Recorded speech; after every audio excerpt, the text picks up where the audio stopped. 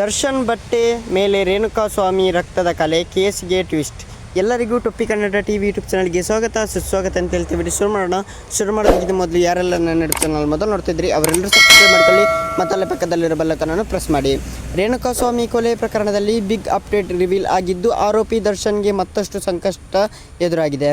ರೇಣುಕಾಸ್ವಾಮಿ ಕೊಲೆ ಪ್ರಕರಣದ ಬೆಳಕಿಗೆ ಬಂದ ಬಳಿಕ ಪೊಲೀಸರು ದರ್ಶನ್ ಮನೆಯಲ್ಲಿ ವಶಪಡಿಸಿಕೊಂಡಿದ್ದ ನೀಲಿ ಬಣ್ಣದ ಜೀನ್ಸ್ ಪ್ಯಾಂಟ್ ಹಾಗೂ ಕಪ್ಪು ರೌಂಡ್ ನೆಕ್ ಶರ್ಟ್ನ ರಕ್ತದ ಕಲೆ ಪತ್ತೆಯಾಗಿತ್ತು. ಈ ರಕ್ತದ ಕಲೆಗಳು ರೇಣುಕಾಸ್ವಾಮಿ ದೇಹದ ರಕ್ತದ ಕಲೆ ಎನ್ನುವುದನ್ನು ಪರಿಶೀಲಿಸಲು ಆ ಬಟ್ಟೆಗಳನ್ನು FSLಗೆ ಕಳಿಸಿದ್ದರು. ಇದೀಗ ಪೊಲೀಸರ ಕೈಗೆ FSL ವರದಿ ಸೇರಿದ್ದು ಕೊಲೆ ಪ್ರಕರಣದಲ್ಲಿ ದರ್ಶನ್ ವಿರುದ್ಧ ಮಹತ್ವದ ಸಾಕ್ಷಿ ಲಭಿಸಿದೆ. ದರ್ಶನ್ ಅವರ ಬಟ್ಟೆ ಮೇಲಿದ್ದ ರಕ್ತದ ಕಲೆಗಳು ರೇಣುಕಾಸ್ವಾಮಿಯ ದೇಹದ ರಕ್ತ ಎಂಬುದು FSL ವರದಿಯಲ್ಲಿ ದೃಢಪಟ್ಟಿದೆ.